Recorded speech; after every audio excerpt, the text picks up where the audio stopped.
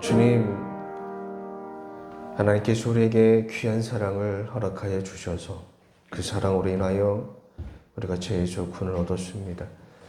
아버지의 뜻을 따라 예수 그리스도께서 이 땅에 오시고 우리를 위하여 십자가에 달리시오 십자가의 죽음을 통하여 우리를 죄에서 구원하여 주셨습니다. 그 은혜로 우리가 다시 살 수 있었고 그 은혜로 오늘 이 시간 저희들이 이 자리에 나와 하나님께 찬양과 경배를 드립니다. 하나님, 이곳에 모인 주님의 백성 중에 여전히 주님의 그 은혜, 그 사랑을 모르는 자가 있다면 말씀을 통해서 깨닫게 해주시고 또한 그 사랑을 잊고 살았던 자가 있다면 다시금 그 사랑을 기억하게 하여 주시옵소서. 말씀을 통해 주님 믿음을 주신다고 하셨사오니 말씀을 전하고 들을 때 우리 안에 믿음이 있게 하옵소서. 감사하며 예수님의 이름으로 기도했습니다. 아멘. 하나님의 말씀은 로마서 15장 1절에서부터 6절까지의 말씀입니다. 로마서 15장 1절에서 6절까지 말씀. 제가 주는 성경은 신약성경 259페이지에 있습니다. 로마서 15장 1절부터 6절까지의 말씀입니다. 우리 함께 제가 한 절, 여러분이 한 절 서로 말씀을 교독으로 읽도록 하겠습니다. 믿음이 강한 우리는 마땅히 믿음이 약한 자의 약점을 담당하고 자기를 기쁘게 하지 아니할 것이라. 우리 각 사람이 이웃을 기쁘게 하되 선을 이루고 덕을 세우도록 할지니라. 그리스도께서도 자기를 기쁘게 하지 아니하셨나니 기록된 바 주를 비방하는 자들의 비방이 내게 미쳤나이다 함과 같으리라. 무엇이든지 전에 기록된 바는 우리의 교훈을 위하여 기록된 것이니 우리로 하여금 인내로 또는 성경의 비유로도 소망을 가지게 함이라. 이제 인내와 위로의 하나님이 너희로 그리스도 예수를 본받아 서로 뜻이 같게 하여 주사 한마음과 한 입으로 하나님 곧 우리 주 예수 그리스도의 아버지께 영광을 돌리게 하라 하더라. 아멘. 우리 말씀을 잠시 묵상하는 시간을 갖도록 하겠습니다.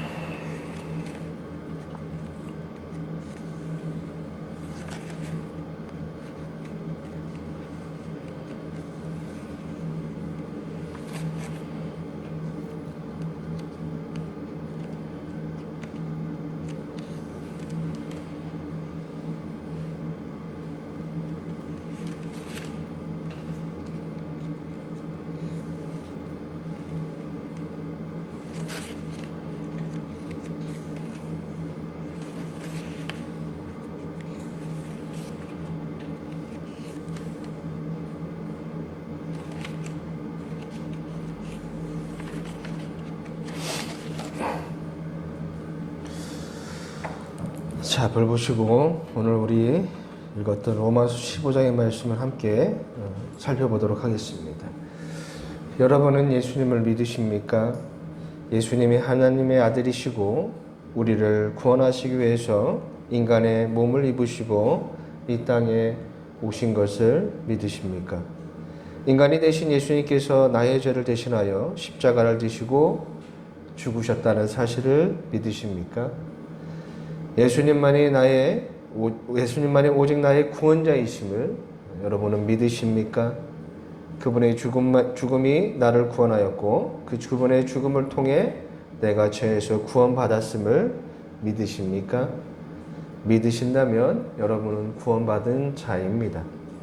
하지만 여전히 그분에 관한 믿음이, 그 복음이 믿어지지 않거나 또한 내가 믿음이 없다라고 생각하는 분이 있다라면 이 시간 말씀을 통해 반드시 예수님을 믿으시기를 간절히 주님의 이름으로 부탁을 드립니다. 예수님을 믿기를 소망하고 예수님에 대한 믿음이 나에게 있기를 여러분의 마음속에 간절한 소망이 있기를 바랍니다. 말씀이 내 안에 찾아와 나의 구원자 예수 그리스도를 믿기를 간절히 바라고 소망하는 여러분이 되시길 바랍니다. 우리에게 구원이 없으면 아무 소용이 없습니다. 세상의 부귀영화를 얻고 노린다 할지라도 우리에게 구원이 없으면, 우리가 구원을 얻지 못하면 아무 소용이 없습니다. 우리에게 구원을 얻는 것보다 더 중요한 건 없습니다. 우리가 이 신앙을 통해서 반드시 구원을 얻어야 합니다.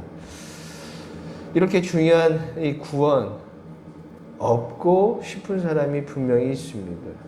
얻고는 싶은데 간절히 원해도 나에게 주어지지 않으니 도대체 어떻게 해야 내가 믿음을 얻을 수 있고 어떻게 해야만 내가 믿음을 얻을 수 있는지 도대체 모르겠습니다 라고 이야기하는 분도 계십니다. 여러분, 우리가 어떻게 하면 믿음을 가질 수 있을까요? 우리를 구원으로 인도하는 그 믿음, 어떻게 해야 우리가 얻을 수가 있을까요? 성경은 우리에게 이렇게 말씀하십니다. 로마서 10장 17절 말씀에 그러므로 믿음은 들음에서 나며 들음은 그리스도의 말씀으로 말미암느니라. 아멘. 믿음은, 성경에서 말씀하시길 믿음은 우리가 말씀을 들을 때, 말씀을 볼 때 우리에게 주어진다라고 말씀하고 있습니다. 그렇다면 우리가 말씀을 그냥 보기만 하면 믿음이 우리에게 생기는 것일까요? 그것은 아닙니다. 여러분, 우리가 말씀을 보게 되면 말씀이 나를 이끄는 것이 있습니다. 어디로 우리를 이끄냐면 말씀은 우리 자신으로 이끌어냅니다.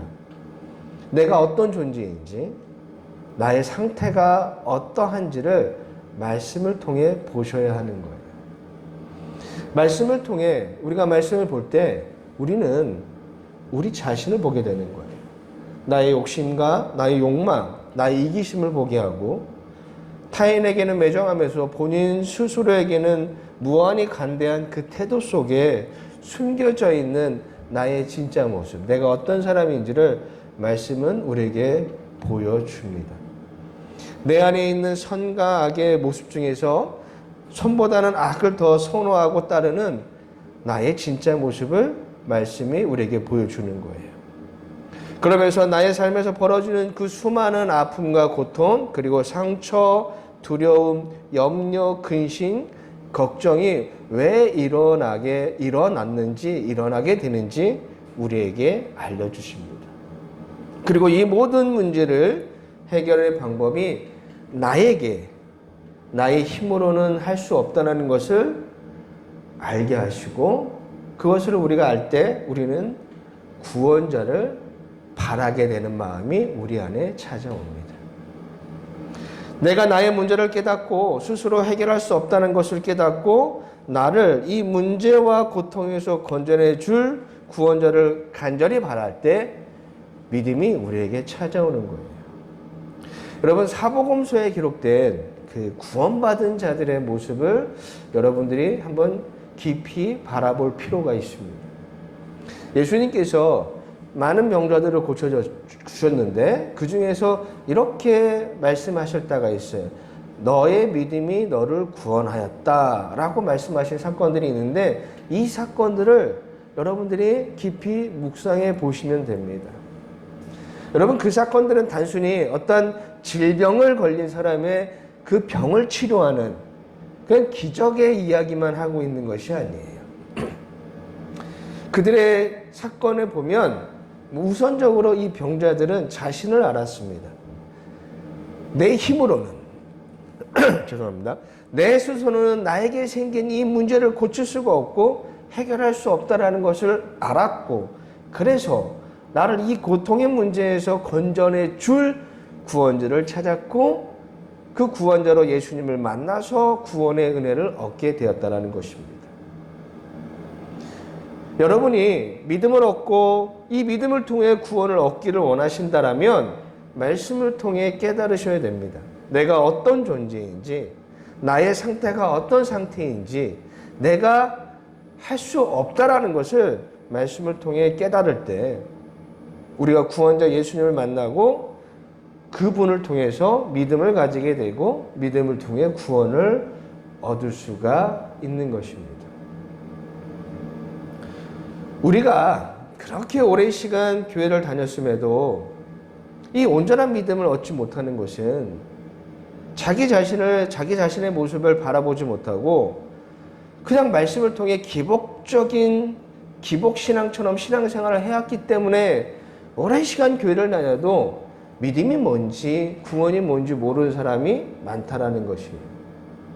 열심히 교회에 출석을 하고 교회를 위해서 봉사하고 내가 교회 와서 일하고 봉사하는 것이 곧 하나님의 일이라고 생각해서 일요일날 아침부터 저녁까지 교회에 머물면서 아침 예배 드리고 저녁 예배 드리고 그 사이에 또 성경 공부하고 또 여러 가지 각종 일로 교회 일로 막 헌신과 봉사를 하고 목사님의 말씀에 따라 헌금도 하고 말씀대로 착하게 살려고 노력하면 내 인생에서 큰 축복을 받을 것이라고 생각하는 것, 그렇게 신앙을 생각하는 것이 바로 기복신앙인 거예요. 내가 열심히 신앙생활하면 복을 받는다라는 것이 바로 기복신앙이에요. 우리가 그렇게 여태까지 신앙생활을 했거든요. 우리가 신앙생활을 통해서 부귀영화를 꿈꾸고 바라고 하는 그러한 기복신앙을 가지고 있는 한 우리는요, 이 교회 안에서 구원을 경험할 수가 없습니다. 구원은요, 자기 자신이 어떤 존재인지, 내가 누구인지, 내 상태가 어떤 상태인지를 말씀을 통해 똑바로 바라보는 사람에게 선물로 찾아오는 것이 믿음이고, 그 믿음을 통해 얻게 되는 것이 구원인 거예요. 여러분이 이 예배를 통해서 또한 이 교회를 안에 있는 교회를 다니는 그 신앙생활을 통해서 여러분들이 생각해야 될 것은 내가 얼마나 열심히 하면 하나님께서 나에게 큰 축복을 주실까? 이것이 아니라 그 말씀을 통해서 내가 어떠한 존재인지, 나의 상태가 어떤 상태인지 여러분 안에 있는 진짜 모습을 보시고 내가 어쩔 수 없다는 걸 깨달을 때, 그럴 때 비로소 우리에게 믿음이 찾아오는 거예요.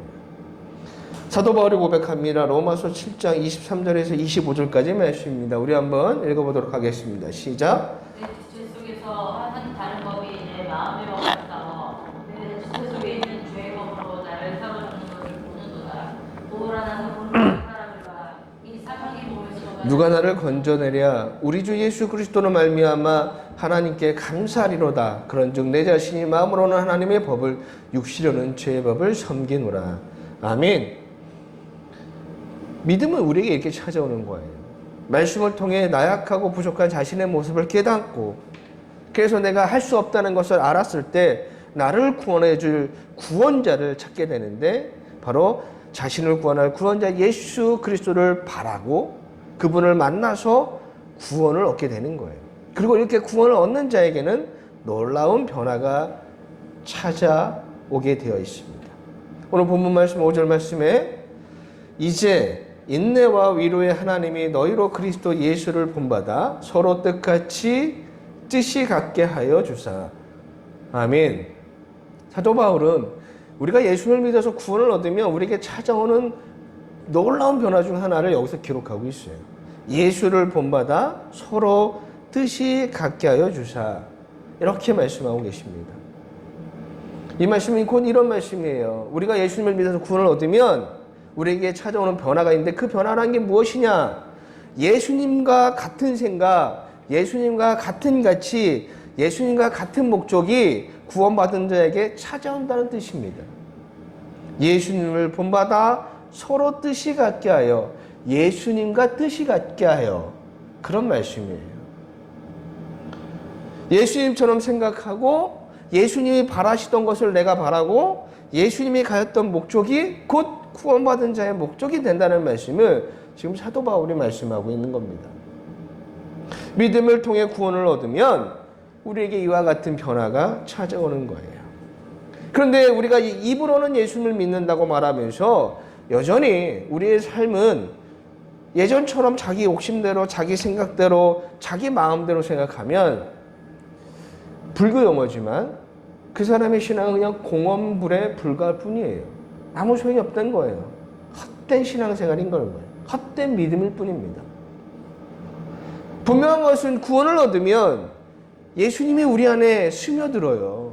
그래서 예수님처럼 생각하게 되고 예수님처럼 살려고 하고 예수님과 같은 목적을 우리 안에 나타나는 것입니다.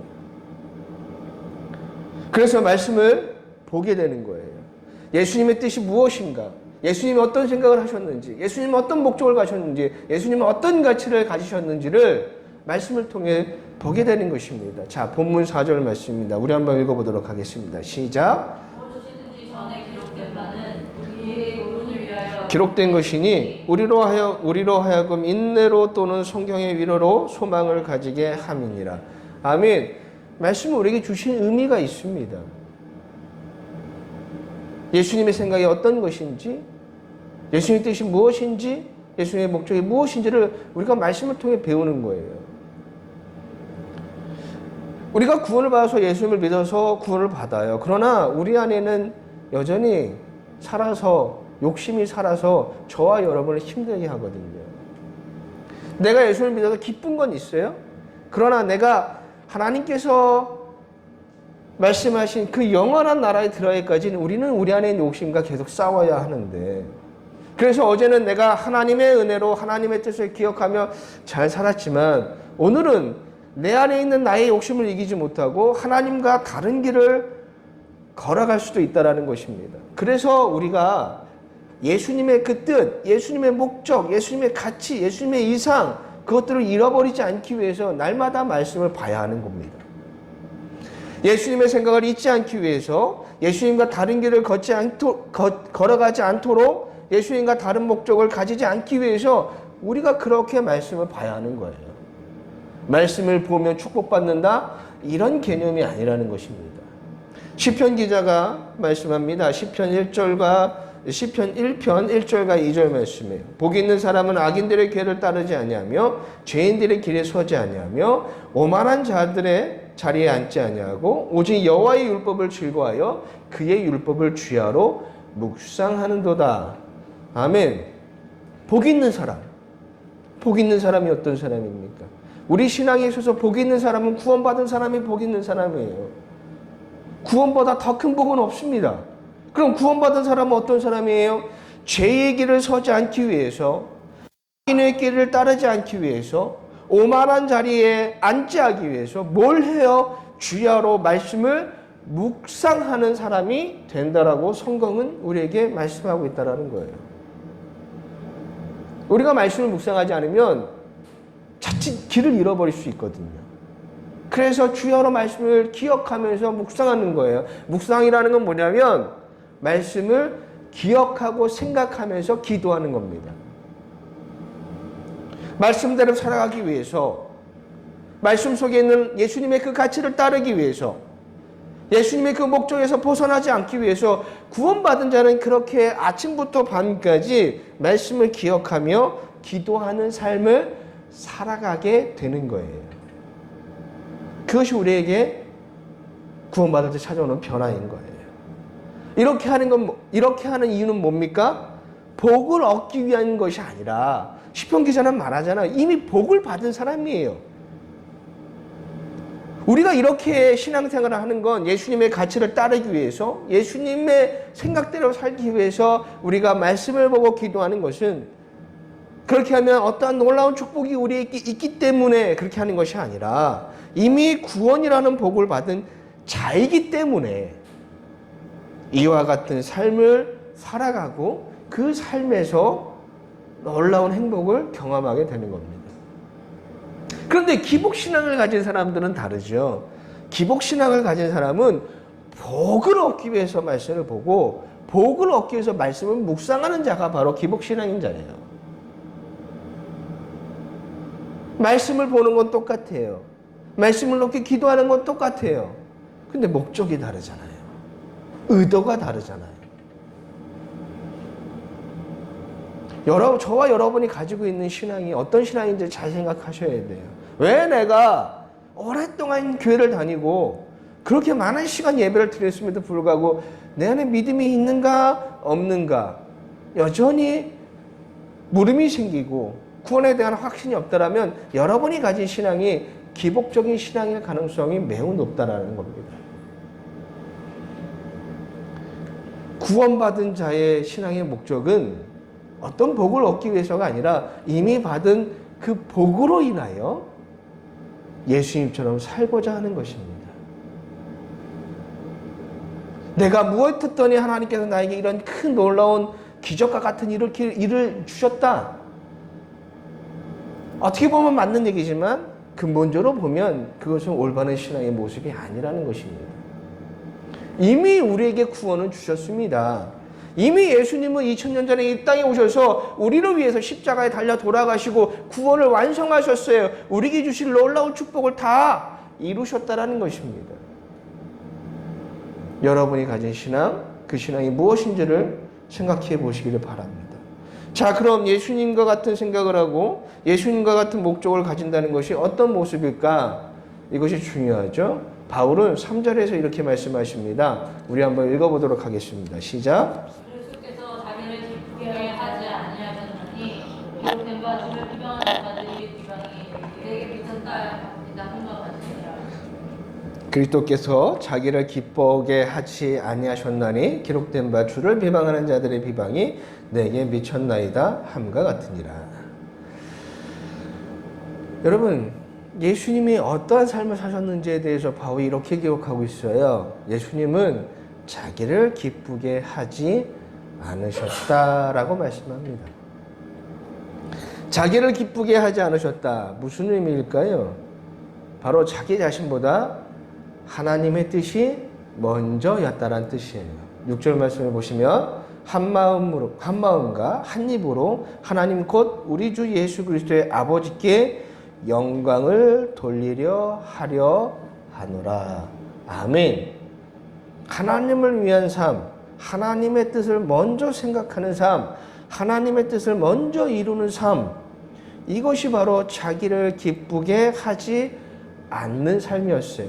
이것이 바로 예수님께서 우리에게 보여주신 구원받은 자의 삶인 거예요. 예수님은요, 아버지의 뜻을 이루시기 위해 하늘의 영광을 버리시고 이 땅에 오셨습니다. 자기보다 아버지의 뜻을 위하여 이 땅에 오셨고, 예수님은요, 하나님 아버지의 뜻을 이루기 위해서 인간의 몸을 입으셨습니다. 예수님은요, 아버지의 뜻을 이루기 위해서 십자가를 지셨고, 예수님은요, 하나님의 아버지의 뜻을 이루기 위해서 십자가에서 죽임을 당하셨습니다. 우리에게 구원이 찾아오면, 구원이 나에게 임하게 되면 우리 역시 예수님처럼 하나님을 위한 삶을 살게 되는 것입니다. 본문 1절 말씀이에요. 믿음이 강한 우리는 마땅히 믿음이 약한 자의 약점을 담당하고 자기를 기쁘게 하지 아니할 것이라. 아멘. 예수님처럼 자기를 기쁘게 하지 않는 삶을 살게 된다라고 바울은 분명히 말씀하고 있습니다. 구원받기 전에 우리의 삶은 자기를 위한 삶이었잖아요. 자기를 기쁘게 하는 삶을 살았던 사람들입니다. 그래서 언제나 내가 우선이었고 언제나 나부터였어요. 나의 생각이 먼저고 나의 감정이 먼저고 나의 욕심이 먼저였어요. 그런데 구원이 나에게 찾아오니까 내가 아닌 하나님의 뜻이 먼저인 삶으로 바뀌었다라는 겁니다. 그리고 하나님의 뜻이 먼저인 그 삶에서 이전에는 경험할 수 없었던 기쁨과 행복과 만족을 경험하게 되는 놀라운 삶을 살게 되었다라고 성경은 우리에게 말씀하고 있어요. 무엇을 바라고 무엇을 얻기 위해서 하나님의 뜻이 먼저인 삶을 사는 것이 아니라 하나님의 뜻이 먼저인 그 삶 자체로 놀라운 기쁨과 큰 만족과 행복을 저와 여러분은 경험하게 될 것입니다. 그럼 하나님의 뜻이 먼저인 삶, 어떤 삶일까요? 하나님을 위한 삶이라고 얘기하니까 예배에 잘 참석하고 교회 와서 봉사하고 헌신하고 헌금 잘 드리고 교회에서 교회에서 뭐 주일학교 교사로든 뭐 직분자로 이렇게 봉사하면 그것이 하나님을 위한 삶일까요? 그건 그렇게 중요한 것이 아니에요. 가장 우선적인 것이 무엇인지를 봐야죠. 여러분, 하나님의 뜻이 뭡니까? 성경에 기록되어 있는 하나님의 말씀이 곧 하나님의 뜻이고, 말씀의 최우선은 뭐예요? 하나님을 사랑하고 이웃을 사랑하는 거잖아요.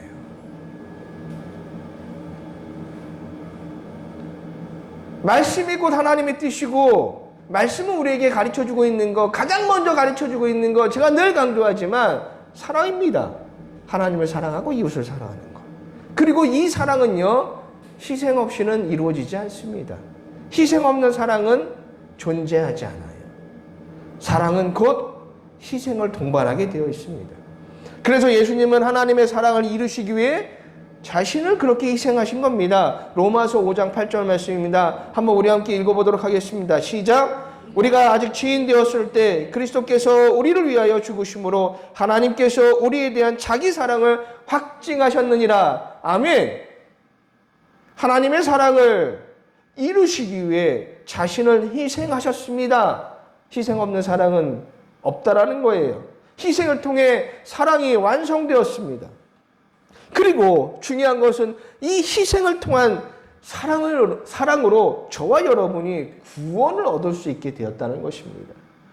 로마서 5장 10절 말씀에 읽어보도록 하겠습니다. 시작. 우리가 원수 되었을 때 그의 아들의 죽음으로 말미암아 하나님과 화목하게 되었은즉 화목하게 된 자로서는 더욱 그의 살아나심으로 말미암아 구원을 받을 것이니라. 아멘. 사랑을 이루기 위해서 희생하셨고, 그 희생을 통한 사랑을 완성하시고, 그 희생을 통해 완성된 사랑으로 인하여 우리가 구원을 얻게 된 거예요. 사랑한다고 말하면서 희생하지 않는다? 그건 말도 안 되는 얘기예요. 사랑하면 희생하게 되어 있습니다. 그리고 이 희생이 얼마나 값진 것이라는 것을 사랑하는 사람은 분명히 압니다. 세상에 수많은 사랑들이 존재하죠. 근데 저는 세상에 수많은 사랑 중에 사랑도 다 귀한 거지만 부모의 사랑이 가장 위대하다고 생각하거든요. 이 땅에서 우리가 하나님 아버지의 사랑을 어떤 비유적으로 경험할 수 있는 건 바로 부모가 자식을 사랑하는 걸 통해서 우리가 그 하나님의 사랑을 어느 정도 알 수가 있어요. 타락한 인간도 자식을 위해서는 전적인 희생을 하잖아요. 우리 아버지의 사랑이 그런 사랑인 거예요. 하나님이 나를 얼마나 사랑하는지 난 잘 모르겠어 라고 하면 여러분의 부모가 여러분을 어떻게 사랑하셨는지 그것을 보시면 되는 거예요. 바울은 말씀을 통해 로마 교인에게 이렇게 말씀합니다. 양보라는 희생을 통해 하나님의 사랑을 이루는 사람이 되라고 말씀하고 계세요. 본문 2절이에요. 우리 각 사람이 이웃을 기쁘게 하되 선을 이루고 덕을 세우도록 할지라. 아멘. 선을 이루고 사랑을 이루기 위해서는, 나보다는 이웃을, 이타적인 삶을 살기 위해서는 우리가 무엇을 해야 되는지를 분명히 알아야 된다라고 말씀하고 계세요. 우리가 구원을 얻으면 우리가 이런 사람이 돼요. 사랑을 이루기 위해서 희생하는 사람이 됩니다. 그리고 그것이 얼마나 큰 가치인지를 아는 사람이 돼요. 그리고 그 사랑을 이루는 것이 얼마나 행복한 일인지, 그 가치를 아는 사람이 됩니다. 하나님을 사랑하고 이웃을 사랑하는 것이 바로 하나님의 뜻을 먼저 생각하는 사람의 인생인 거예요. 그럼 하나님을 사랑하는 건 어떤 거예요? 하나님의 말씀을 묵상하고 그 하나님의 뜻 가운데 머물기 위해서 살아가는 것이 하나님의 사랑인데, 사랑 안에는 이웃을 사랑하는 것도 다 포함되어 있어요. 내가 하나님을 사랑한다고 하면서 이웃을 사랑하지 않으면 하나님의 뜻에서 벗어나는 겁니다. 그럼 그것도 하나님을 사랑하지 않는 거예요. 하나님을 사랑하는 거면 그 하나님의 말씀 안에 있는 이웃을 우리는 사랑할 수밖에 없는 거예요. 다 연결이 돼 있는 거예요. 난 하나님을 사랑하고 이웃은 덜 사랑하고 이렇게 되지 않아요. 사랑을 하면, 하나님을 사랑하면 우리 이웃도 함께 사랑하게 됩니다. 그럼 이웃을 사랑하는 방법 무수히 많죠? 그러나 제가 여러분 한 가지 말씀드리는 것이 있다면 11조에 관한 말씀을 여러분에게 또다시 한번 드리고 싶습니다. 하나님의 사랑을 향하면서 11조를 얘기한다? 이상하게 생각할 수 있어요. 그리고 또 이 말씀을 듣는 여러분 중에는 저 목사 또 돈 내라는 얘기인가? 라고 생각할 수 있습니다. 그래서 당신도 다른 목사들처럼 돈을 좋아하는 먹사 아닌가? 라고 생각할 수 있죠. 먹사, 먹고 튀는 사람인가요? 목사를 먹사라고 부르더라고요. 돈을 밝히는 사람들은 먹사라고 불러요. 그럼 나도 그런 사람인가? 나도 지금 그런 여러분들에게 그런 얘기를 하고 있는가? 11조를 얘기하면 우선적으로 그런 마음이 들 수가 있어요. 거부감이 들 수 있습니다. 왜냐하면 그동안 많은 거짓 선지자들이 신앙을 돈으로 팔았기 때문에 그런 마음이 드는 것은 어쩔 수가 없습니다. 하지만 기억하십시오. 여러분 11조는 이웃사랑의 시작이라는 것을 저와 여러분이 반드시 기억하셔야 됩니다. 여러분 11조를 뭐라고 생각하십니까? 이론적으로 설명을 드리면 우리의 모든 것은 하나님께 인정하는 신앙이 바로 11조죠. 나의 수입의 10분의 1은 드리지만 실제로는 나의 모든 것이 하나님의 것이기에 10분의 1로 그 신앙을 고백하는 것, 그것이 11조의 정신입니다. 그런데 그건 11조의 정신이고 11조의 실제적인 사용 용도를 여러분 생각해 보신 적 있습니까? 여러분 어떤 사람이 11조를 드려요? 그러면 그 11조 때 누가 그 이득을 보게 될까요? 하나님이요? 아닙니다. 어떤 사람이 11조를 드리면 일정 부분 하나님께 태우죠? 구약에 기록된 바 따르면.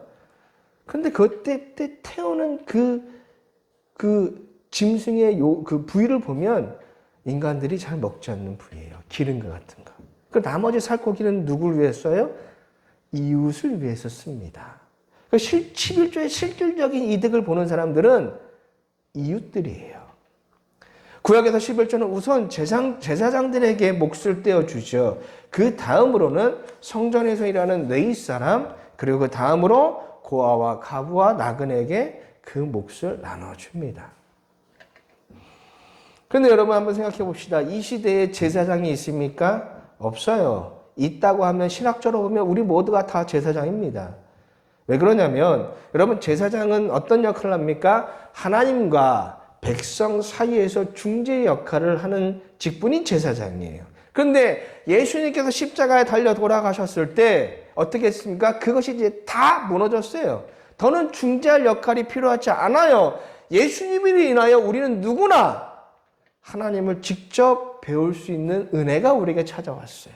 제사장은 없어요. 그런데 목사를 제사장이나 레위지파로 생각하는 사람들이 있는데 이건 잘못된 겁니다. 여러분 레위지파는 성전에서 일하는 사람들이잖아요. 그렇죠? 그러면 교회에서 요즘에 이제 성전을 교회라고 표현하는데 그럼 한번 생각해 봅시다. 교회에서 일하는 사람들이 목사님만 있습니까? 아니잖아요. 장로님도 계시고 권사님도 계시고 집사님도 계시다면 이 모든 사람들이 다 레위지파입니까? 이 시대에 레위지파는 없어요. 성전 자체가 없는데 교회는 예배당이지 성전이 아닙니다. 성전이라 하면 이 시대의 성전이라고 하면 여러분이 성전이에요. 고린도서 3장 16절 말씀입니다. 우리 한번 읽어보도록 하겠습니다. 시작. 너희는 너희가 하나님의 성전인 것과 하나님의 성령이 너희 안에 계신 것을 알지 못하느냐. 아멘. 우리가 성전이에요. 여러분이 성전인 거예요. 성령님, 우리가 예수님을 믿을 때 우리 안에 임하시는 그 성령님을 위해서 여러분이 성전이에요. 더 이상의 구약의 성전은 없습니다. 이곳은, 이 교회는 하나님을 예비하기 위해서 모이는 장소인 거예요. 그러면 제사장도 없죠? 레위지파도 없어요. 목사를 레위지파로 생각하고 제사장으로 생각해서 11조의 몫을 줘야 된다라고 말씀하는 목사님들이 있는데 그건 잘못된 신앙이에요. 성경 어디에도 기록되어 있지 않습니다. 오히려 여러분 목사를 뭐라고 표현하냐면 선지자로 표현을 하죠. 하나님의 말씀을 전하는 사람들. 그래서 제가 다니던 신학교에도 교과가 있었는데 교과에 보면 선지 동산이라는 표현이 있습니다. 제사장 동산이 아니라 레이지파의 동산이 아니라 하나님의 말씀을 전하는 선지자의 동산이라고 표현되어 있어요. 목사는 말씀을 전하는 사람이지 하나님과 백성 사이로 중지하는. 예전에 제가 다니던 교회 보면 막 집사님들 이런 기도예요. 영적인 아버지. 영적인 아버지. 왜 목사가 영적인 아버지입니까? 예전에 제 교수님이 그랬습니다. 너희는 개라고. 목동은 예수님이고 너희는 그 양을 그 목동 옆에 치는 강아지에 불과하다고. 그렇게 생각해야 된다고. 그것이 맞다라고. 저는 그것이 맞다고 생각합니다. 목자는 예수님 한 분뿐이세요. 그럼 자 레이지파도 없고 제사장도 없습니다. 근데 여전히 남아있는 사람들이 있죠. 누구예요? 우리의 이웃들입니다. 나그네 과부와 고아. 우리의 이웃들이고 사회적인 약자들입니다. 그들은 여전히 그때나 지금이나 존재합니다. 그들을 위해서 사랑을 나누는 것이 바로 11조예요.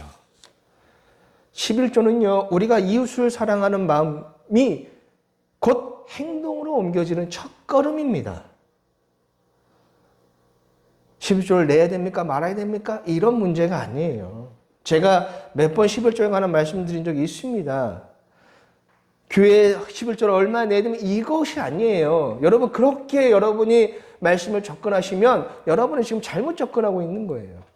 주님이 왜 이런 말씀을 우리에게 주셨을까? 인간이 그렇게 약하거든요. 인간은 자기밖에 생각하지 않는 존재거든요. 그러니까 11조라는 제도를 통해서라도 최소한 이웃을 바라보라는 거예요. 너희 주변에 있는 불쌍한 이웃들을 최소한 돌보라는 거예요. 그것이 하나님의 뜻이라는 겁니다. 11조를 바치면 축복받고 11조를 떼어 먹으면 벌 받는 그런 얘기가 아니라는 거예요. 그렇게 보시면 안 돼요. 너희는 이기적인 존재라 너희들밖에 바라보지 못하는데 11조를 통해서 최소한 이웃을 배려하는 마음, 이웃을 생각하는 마음을 잊지 말라라고 예수님 하나님께서 제도화시킨 겁니다.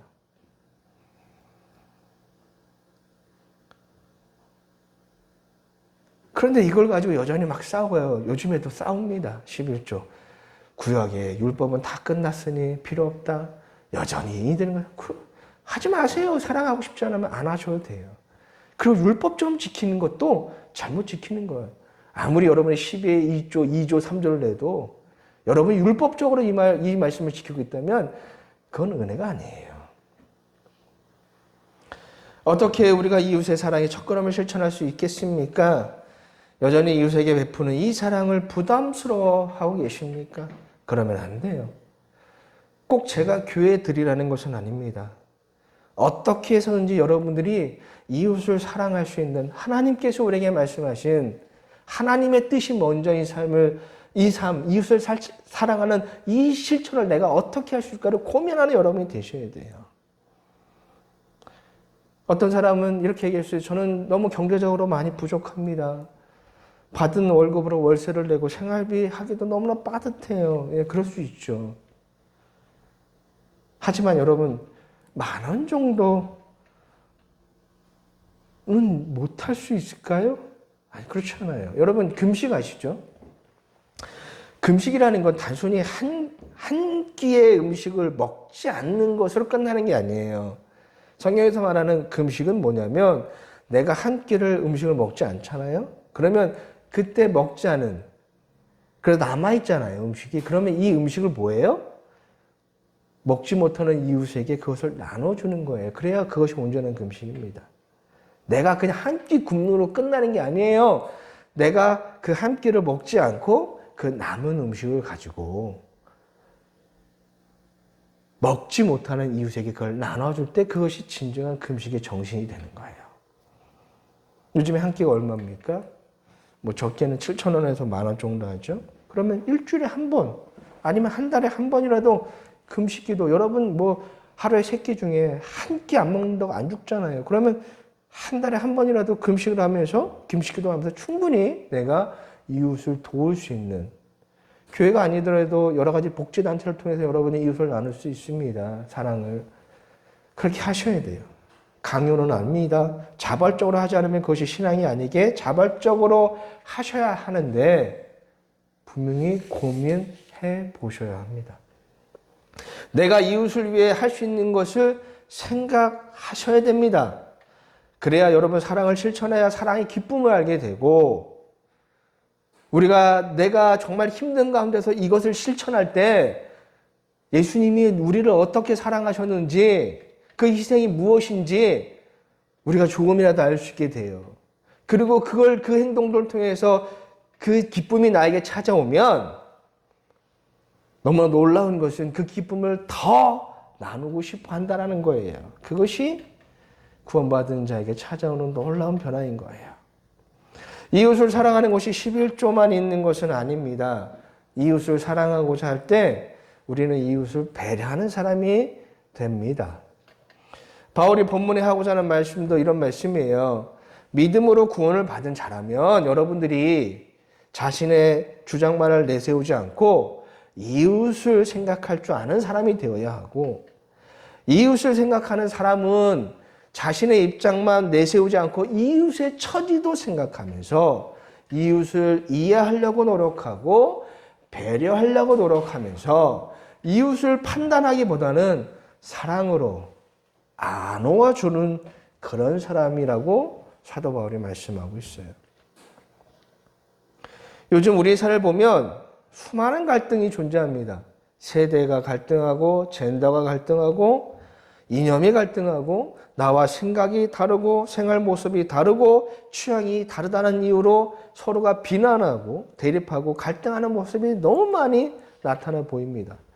또한 자기 자신을 먼저 생각하는 이기적인 모습으로 인해서 발생하는 갑질이라는, 외국 언론도 이 표현을 갑질이라고 한글로 쓰고 있더라고요. 갑질이라는 아주 나쁜 모습들이 너무 자주 보이고 있어요. 근데 사회는 그럴 수 있어요. 왜냐하면 죄가 무엇인지 알지 못하는 그들은 죄에 따라 살아가기 때문에 그럴 수 있어요. 근데 교회는 그러면 안 되는 거예요. 근데 교회가 먼저 갈등을 해소하는데 앞장서야 되는데 그런 역할을 하지 못하고 오히려 교회들을 보면 막 그런 갈등들을 조장하는 모습들이 보이니까 안타까운 거예요. 교회는 누가 와야 됩니까? 교회는 죄인들이 오는 거예요. 예수님이 말씀하시기를 내가 의인을 부르러 온 것이 아니라 죄인을 불러 회개하기 위해서 내가 오셨다라고 말씀하고 있어요. 이곳은 죄인이 오는 곳이에요.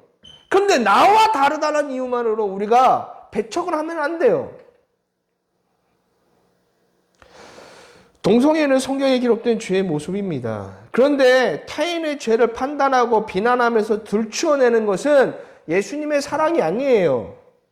우리는 그들을 안아줘야 돼요. 이 말씀은 곧 그들을 인정하라는 말씀이 아닙니다. 죄인을 인정할 수는 없어요. 그러나 죄인을 안아주는 것이 우리의 사명인 거예요. 죄인을 안아주는 사랑의 모습이 우리에게 필요합니다. 왜냐하면 모든 사람들은 다 예수 그리스도를 통해서 구원을 받아야 될 죄인이거든요. 여러분이 다른 이의 잘못에 행동을 바꾸려고 하지 마세요. 행동을 바꾸는 건 우리의 몫이 아닙니다. 우리는 그저 비난하기보다는 우리가 해야 되는 건 주님께 우리가 받은 사랑을 그냥 나눠주면 되는 겁니다. 나와 다른 모습을 가졌다고 비난하지 마시고 모든 사람들이 그들이 교회 안에 들어와서 예수님을 만나 구원을 얻도록 인도해야 되는 사명이 우리에게 있습니다. 그런데 우리는 여전히 비난의 신앙들을 가지고 있어요. 우리도 죄인입니다. 그리고 우리도 죄인이었어요. 그리고 여전히 죄와 싸우는 사람들입니다. 죄인이 죄인을 비난하면 안 되잖아요. 나와 다른 행동을 하는 사람들 이해할 수는 없지만 사랑으로 안아줘야 되는 거예요. 동성애만 죄가 아니잖아요. 우리도 삶에서 얼마나 수없이 많은 죄들을 저지르고 있습니까? 시선부터 바꿔야 돼요. 편견을 가지지 마세요. 우리는 그저 사랑을 실천할 뿐 그들의 행동을 바꾸는 건 하나님이 하실 일입니다. 하나님의 일을 대신하지 마세요. 로마서에도 분명히 얘기했잖아요. 심판은 하나님의 몫이에요. 우리는 그냥 사랑을 전하는 사람일 뿐입니다. 여러분이 예수님을 믿고 구원을 받으셨다면 여러분은 예수님처럼 살아가는 사람이 됩니다. 그리고 예수님처럼 살아가는 것은 예수님처럼 희생하는 사람, 예수님처럼 헌신하는 사람, 예수님처럼 사랑하는 사람이 됩니다. 자기를 기쁘게 하는 삶보다는 하나님을 기쁘게 하는 사랑하는 삶이 됩니다. 여러분 고민하셔야 됩니다. 나의 삶을 통해 내가 어떻게 하나님을 기쁘시게 하는 사람이 될 수 있는지를 고민하는 저와 여러분이 되셔야 됩니다. 그래야 이 땅의 교회가 다시 살아나게 됩니다. 교회가 사랑을 실천하지 않으면, 교회가 하나님께서 우리에게 주신 그 첫 번째 사랑을 실천하지 않으면 우리의 입에 나오는 모든 이야기는 헛된 거에 불과한 거예요. 하나님의 그 사랑 때문에 예수님이 희생하셨고 그 희생으로 우리가 구원을 받은 거예요. 우리는 사랑을 얘기하고 희생을 얘기해야 되는데 이제까지 그렇지 않았기 때문에 교회가 무너지게 되는 겁니다. 근데 여러분들이 여러분의 삶에서 그 사랑을 실천하는 사람이 되면 이 땅에 다시 교회가 살아나는 거예요. 그리고 다시 살아나는 교회를 통해서 진정한 복음과 사랑이 더 멀리 퍼지게 될 겁니다. 기도만 하지 마세요. 기도만 하고 삶에서는 전혀 그와 같은 삶을 살지 않으면 아무 소용없습니다. 날마다 교회를 부흥시켜 주시옵소서. 100년 전에 그 성령님의 역사가 또다시 모여서 이렇게 울고 짜면 뭐합니까? 삶에 가서는 사랑이라는 모습이 전혀 보이지 않는데. 울고 짜는 것이 그것 때문에 울고 짜지 마시고 나의 삶에서 하나님의 사랑이 없는 거에 가슴 아파하고 원통해하고 울고 짜셔야죠. 수천 명이 모여서 울고 짠다고 해서 부흥이 옵니까? 여러분의 삶에서 예수님의 그 사랑이 나타날 때 부흥이 찾아오는 거예요. 한 주간 내가 나의 삶을 통해 어떠한 사랑을 실천할 수 있는지 고민하시고 하나님을 위하여 이웃을 사랑하는 저와 여러분이 되시기를 주님의 이름으로 간절히 부탁합니다. 이 시간 말씀을 위해 함께 기도하겠습니다.